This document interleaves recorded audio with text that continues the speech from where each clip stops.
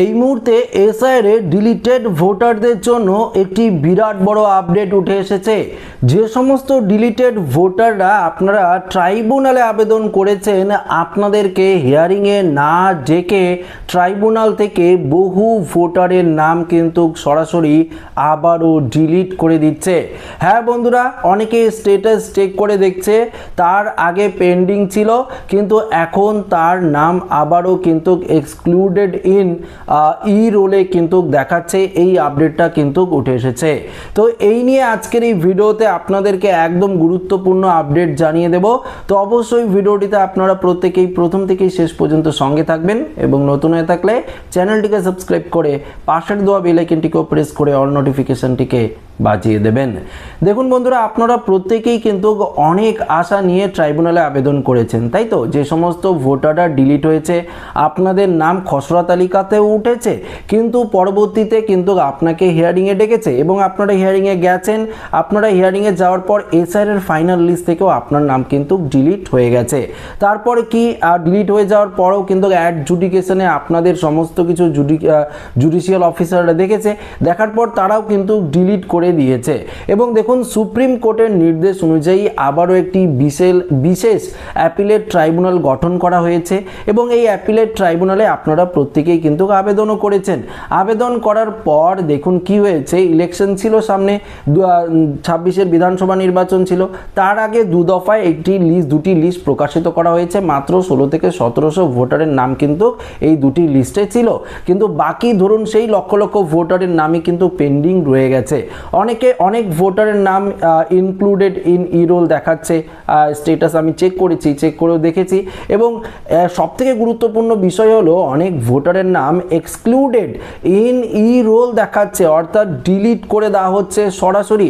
দেখুন, আপনারা তো নিজেরাই জানেন না যে কি কারণে আপনার নাম ডিলিট হয়েছে, তাই তো আপনারা অ্যাপিলেট ট্রাইব্যুনালে আবেদন করেছেন।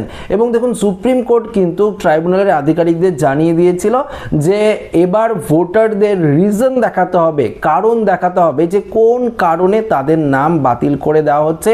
সেই কারণ কিন্তু তাদের দেখাতে হবে। প্রয়োজন পড়লে তাদের হিয়ারিংয়ে ডেকে সমস্ত কিছু বিস্তারিত তথ্য তাদেরকে বলে তাদের নাম হয়তো ডিলিট করা হবে, যদি উপযুক্ত নথিপত্র তারা দাখিল করতে না পারে। কিন্তু ব্যাপারটা পুরো উল্টো হয়ে গেছে। এখন দেখা যাচ্ছে তাদের হিয়ারিংয়ে অনেক ভোটারদের হিয়ারিংয়ে ডেকেছে, কিন্তু বিশেষ করে অনেক ভোটারদের কিন্তু হিয়ারিংয়ে না ডেকে সরাসরি কোনো রকম তাদেরকে SMS বা ফোনে না ডেকে, কল না করে, কোনো কিছু না করে সরাসরি তাদের নাম এক্সক্লুডেড ইন ই রোল দেখাচ্ছে, অর্থাৎ ডিলিট করে দেওয়া হচ্ছে। দেখুন, সেই সমস্ত ভোটাররা হতাশা, আবার আতঙ্কিত রয়েছে। তারা এবার যে 6 নম্বর ফর্ম ফিল আপ করে আবারও যে আবেদন করবে, তারা কি ভরসায় আবেদন করবে? তারা তো আবেদন করলে আবারও তো সেই ইয়ারও তাদের সমস্ত কিছু ভেরিফিকেশন করে আবারও তো তাদের হিয়ারিংয়ে ডেকে তাদেরকে আবারও হয়তো ডিলিট করতে পারে, তারা আবারও অ্যাপিল করতে পারে। এই সমস্ত প্রসেস তো চলতেই থাকবে। তাহলে যারা প্রকৃত বৈধ নাগরিক, যারা প্রকৃত ভারতের নাগরিক রয়েছে, পশ্চিমবঙ্গে বহুদিন ধরে বসবাস করছে, তারা তাহলে কোথায় যাবে? তারা তাহলে কি করবে? যদি সুপ্রিম কোর্টের নির্দেশ না মেনে, সুপ্রিম কোর্টের SOP না ফলো করে ট্রাইব্যুনাল থেকে সরাসরি ডিলিট করে দেওয়া হয়, তাহলে ভোটারদের এবার অবস্থা কি হবে সেটাই কিন্তু দেখার বিষয়। দেখুন, এই নিয়ে সুপ্রিম কোর্টের তরফ থেকে হয়তো আবারও কোনো কিছু নির্দেশ দেওয়া হবে আমার মনে হচ্ছে, কারণ এখনো পর্যন্ত এই যে সমস্ত ভোটারদের অর্থাৎ নিষ্পত্তি করা হচ্ছে, যে সমস্ত ভোটারদের আবারও ই রোলে ওঠাচ্ছে বা কোনো রকম সমস্যা হচ্ছে, তাদের তো সেই লিস্টও কিন্তু এখনো পর্যন্ত কোনো রকম দেওয়া হয়নি বা লিস্ট প্রকাশিতও কিন্তু এখনো পর্যন্ত হয়নি। শুধুমাত্র তারা ট্রাইব্যুনালে আবেদন করে বসে রয়েছে এবং একটাই আশায় বসে রয়েছে, তাদের নাম হয়তো উঠবে, কিন্তু বা তাদেরকে হয়তো হিয়ারিংয়ে ডাকবে। যদি হিয়ারিংয়ে ডাকে, অন্য কোনো নথি তারা জোগাড় করছে, সেই নথিগুলো তারা দেখাবে। কিন্তু ব্যাপারটা পুরো উল্টো হয়েছে, ব্যাপারটা পুরো রকম আলাদা হয়েছে। কোনো রকম হিয়ারিংয়ে না ডেকে সরাসরি কিন্তু নাম লিস্ট থেকে ডিলিট করে দেওয়া হচ্ছে। এই বিষয়টা কিন্তু আমাদের সামনে উঠে এসেছে এবং আমরা কিন্তু একটি ট্র্যাক করে অ্যাপ্লিকেশন ট্র্যাক করে আমরা দেখেওছি বিষয়টা নিয়ে এবং বেশ কিছু গুরুত্বপূর্ণ আপডেটও কিন্তু আমরা পেয়েছি, যেটা আমার মনে হলো আপনাদের সামনে শেয়ার করে দিই। তাই কিন্তু আজকের এই ভিডিওতে আপনাদেরকে এই বিষয়টা জানিয়ে দিলাম। তবুও আপনাদেরকে বলবো, আপনারা হতাশা হবেন না, আতঙ্কিত হবেন না।